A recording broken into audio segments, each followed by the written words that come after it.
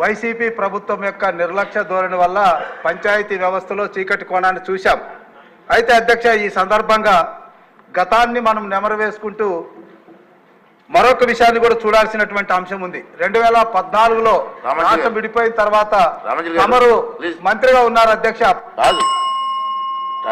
Subject ఇంకా business చాలా ఉంది, సింపుల్ గా మాట్లాడండి సార్.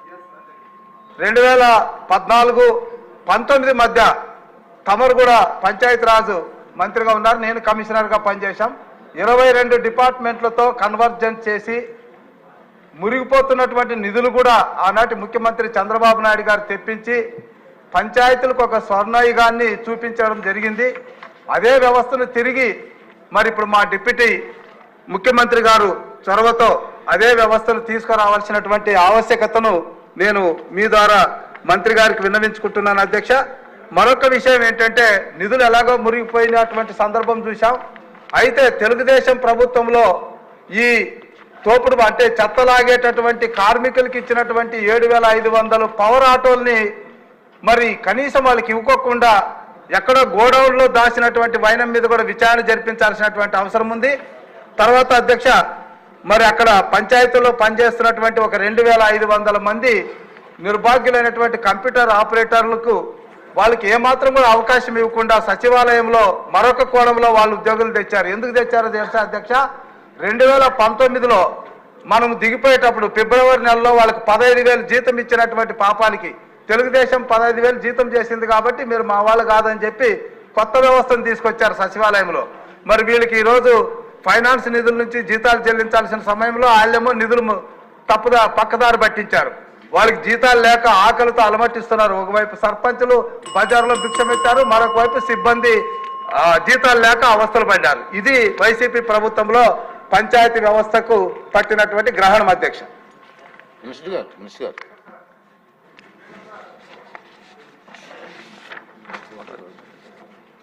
అధ్యక్ష, గౌరవ సభ్యులు లేవనెత్తిన అంశాలని వారి ఆవేదనని ఇది ఖచ్చితంగా ఇది తెలుసు అధ్యక్ష. ఇది గత ప్రభుత్వం చేసిన అవకతవకల్ని మనం ఈ ప్రభుత్వం వారసత్వంగా వచ్చింది అధ్యక్ష. గౌరవ సభ్యులు ప్రత్యేకంగా ముఖ్యంగా ప్రస్తావించింది డబ్బులు కనిపిస్తున్నాయి అకౌంట్స్లోకి వెళ్ళి, కానీ గ్రామ పంచాయతీలోకి వచ్చేటప్పటికి బ్లీచింగ్ పౌడర్ కొనడానికి కూడా డబ్బులు లేవు. ఇది సత్యం అధ్యక్ష. ఇది ఏమైపోయిందంటే కరిమింగిన వెలగపండులా అయిపోయింది. డబ్బులు కనిపిస్తున్నాయి, ట్రాన్సాక్షన్ కనిపిస్తున్నాయి అకౌంట్స్లో, కానీ నిధులు డ్రా చేయడానికి లేవు. దీని మీద ప్రత్యేకించి ఇది ఒక క్వశ్చన్ వల్ల కాదు అధ్యక్ష. దీని మీద గౌరవ సభ్యులందరికీ కూడా నేను తెలియజేసుకునేది, దీని మీద ప్రత్యేకించి ఒక 4-5 గంటల సెషన్ జరగాలి అధ్యక్ష. అలాగే ఎందుకంటే ఇది మీ అందరూ గౌరవ సభ్యులందరికీ కూడా విన్నవించుకున్నాం మన స్పీకర్ గారి ద్వారా. ఇది చాలా లోతుగా అధ్యయనం జరగాలి. దీని మీద ఖచ్చితంగా ఒక వైట్ పేపర్ కూడా తీసుకురావాలని మనస్ఫూర్తిగా కోరుకున్నాం. ఆ ప్రయత్నంలో ఉన్నాం గౌరవ సభ్యులందరూ తెలియజేస్తున్నాం అధ్యక్షుల ద్వారా. సో 2019 నుండి 24 ఇప్పుడు దాకా 15th ఫైనాన్స్ కమిషన్ సంబంధించినంత వరకు 5,251 కోట్లు గ్రామ పంచాయతీల అకౌంట్లో పడ్డాయి. అలాగే 14వ ఫైనాన్స్ కమిషన్ సంబంధించి 2,336 కోట్లు అకౌంట్లో పడ్డాయి సార్. టోటల్గా 7,587 కోట్లు పడ్డాయి. కానీ అందులో 2,285 కోట్లు కరెంటు ఛార్జీల కొరకు ఏపీ డిస్కామ్ వారికి ఆర్థిక శాఖ పంపించేసింది. దీనికి గౌరవ సభ్యులు అడిగారు, దీనికి ఎవరు అనుమతి తీసుకున్నారని. ఎవరు అనుమతి తీసుకోలేదు, వాళ్ళ ఇష్టారాజ్యం, వాళ్ళు తీసేసుకున్నారు. అడిగేవాళ్ళు ఎవరు లేరు, సో వాళ్ళు తీసేసుకున్నారు. ఇది నేను రివ్యూలు చేస్తా ఉంటే అసలు ఇంకా మీరు అడుగుతున్నాయి చాలా తక్కువ. నాకు లోపల నుంచి ఒక చీమల దండులో వస్తున్నాయి సందేహాలు. సో మా అధికారులు అలసిపోతా ఉన్నారు. అందువల్ల మీకు జస్ట్ ఇది అందుకు నేను అడుగుతానంటే ఒక ప్రత్యేకంగా గౌరవ ముఖ్యమంత్రి గారికి కూడా నేను మీ ద్వారా తెలియజేసుకున్నాను అధ్యక్ష. దీని మీద ఒక స్పెషల్ పంచాయతీరాజ్ అవకతవకల మీద ప్రత్యేకమైన సెషన్ జరగాలి అధ్యక్ష దీని మీద.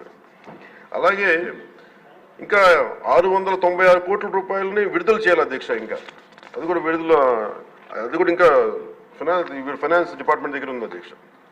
అలాగే రవికుమార్ గారు అడిగిన ఇంకొక ప్రశ్న అధ్యక్ష, ఈ పాపులేషన్ ప్రకారం కేటాయించాలి కదా అంటే కేంద్రం వ్యత్యాసాల గురించి అడిగారు అధ్యక్ష. కేంద్రం కేటాయించిన నిధులు ప్రతి సంవత్సరానికి మారుతూ ఉంటాయి అధ్యక్ష. తదనుగుణంగా నిధులు కేటాయింపులు కూడా జరిగాయి. నిధులు విడుదల కాబట్టి అధ్యక్ష దీంట్లో ఇంకా సంతృప్తికరంగా ఉండకపోవచ్చు సమాధానం. Will take it into consideration sir. Will give a detail answer in fourth coming session sir. అలాగే మనకి పంచాయతీల నిధులు పర్ క్యాపిటా గ్రాంట్ కానీ, స్టాంప్ డ్యూటీ కానీ, సెనరై ఛార్జెస్ కానీ, వీటికి కూడా నిధులపై కూడా సమీక్షించి చాలా రావాల్సిన అధ్యక్ష పంచాయతీలకి దానికి ఎలా రావాలి, ఏం విడుదల జరిగేటట్లు విల్ ఇనిషియేట్ ద యాక్షన్ అధ్యక్ష.